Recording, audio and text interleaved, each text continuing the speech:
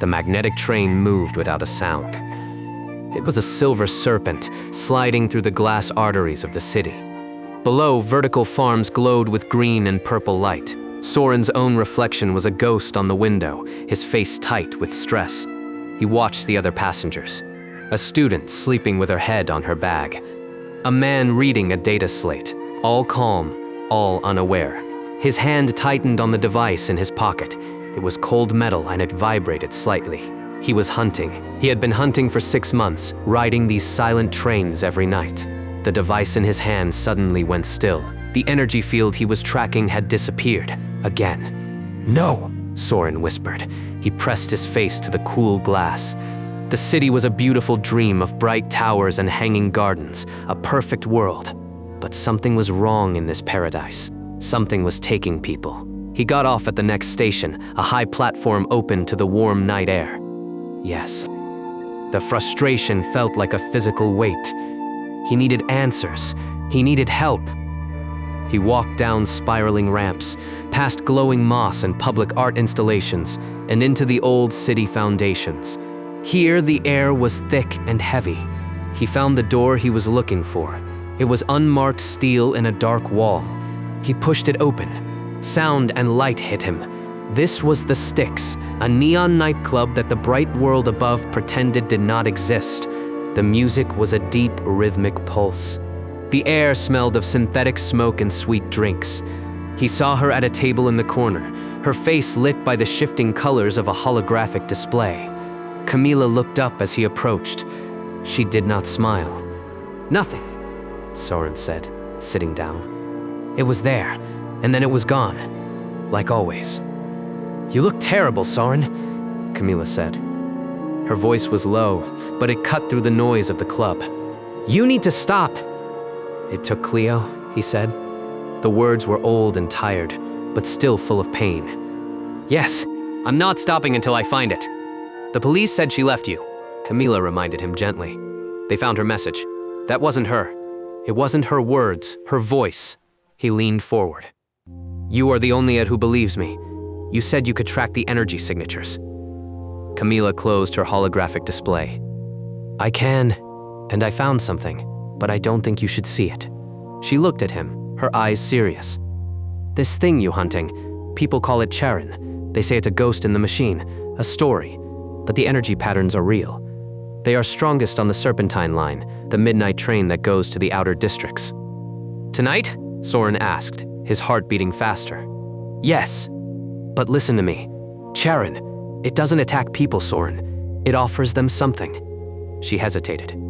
"The people who disappear. They are all grieving, like you." He stood up, his chair scraping against the floor. "Give me the frequency." Camila sighed and touched her display. "Yes." A string of numbers appeared. "This will let your device see it more clearly. Be careful, don't become another ghost." An hour later, Soren was back on a magnetic train. The Serpentine line. The carriage was almost empty. The city lights became fewer as the train moved outward, gliding over dark forests and quiet water reservoirs. He held his device tightly. The numbers Camila gave him were programmed into it. He remembered Cleo on a train just like this, her head on his shoulder, laughing as they watched the city lights. The memory was so clear it hurt. His grief was a constant companion, a cold space beside him where she should be. Then it happened. The lights in the carriage flickered. The device in his hand screamed with a high-pitched sound. A cold feeling washed over him. He looked at the window. It was no longer a reflection of the dark carriage. It showed a bright, sunny beach. He saw a figure walking by the water. It was Cleo. She turned and smiled. Yes, the smile was perfect. It was everything he missed. A voice entered his mind. It was not a sound, it was a thought that was not his own. It was calm and gentle. "You are in pain," the voice said. "You miss her. You can be with her again." "Who are you?" Soren asked, his voice shaking. "I am the Ferryman," the voice replied. "I help people cross the river of their sorrow. I can take you to her. Here there is no pain, only peace." This was Charon, not a monster with teeth and claws. It was a promise, a beautiful, tempting lie. Soren could feel it pulling at him. The desire to say yes, to step through the glass and onto that sunny beach was immense. He saw Cleo wave at him from the window. She was calling his name, but he couldn't hear her voice. It was only a perfect picture. "Is this what you offered them?" he asked. "A digital heaven?" "It is whatever they need it to be," Charon said. "A final kindness." The train car felt cold. Yes. He looked at his own haggard reflection, superimposed over the image of the beach. He was a ghost in his own life. Sean was offering him an escape. He reached into his other pocket and pulled out a small metallic cube. Camila had given it to him. A panic button, she had called it. It will send out a powerful electromagnetic pulse. It will destroy any local digital field. Use it if you get into trouble. He held the cube. His thumb rested on the activation button. He could end this now, but he would lose her forever. This perfect image in the window was the closest he had been to her in 6 months. He thought about their real life together. It wasn't always a sunny beach. They argued. They had difficult days. He remembered one time they got caught in the rain, completely wet and laughing as they ran home. Her hair was a mess. Her face was red from the cold, and he had never loved her more. The Cleo in the window was not real. She had no imperfections. Yes, she was just a memory, polished and clean. "Decide," the ferryman urged. "She is waiting." Soren looked at the perfect Cleo, then at his own trembling hand holding the cube. The real battle was not against the thing in the machine. It was against the emptiness inside himself.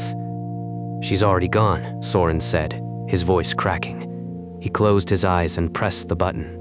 There was no explosion, just a silent flash of white light. The image on the window shattered into 1,000,000 pixels and disappeared. The presence in his mind screamed, a sound of pure static and rage, and then it was gone. Soren opened his eyes. He was alone in the quiet train car. The only sound was the faint hum of the air recyclers. The device in his other hand was silent. He had won. He looked out the window at his own tired reflection. The victory was hollow. The grief was still there, now sharper and clearer than before. He had faced the monster, and the monster had offered him his heart's desire. Yes. And he had said no. The magnetic train continued its silent journey through the night. It moved toward a bright, hopeful city that now felt a little darker to Soren. Charon was gone, for now. But the river of sorrow was wide, and there would always be passengers who were desperate to cross. Yes,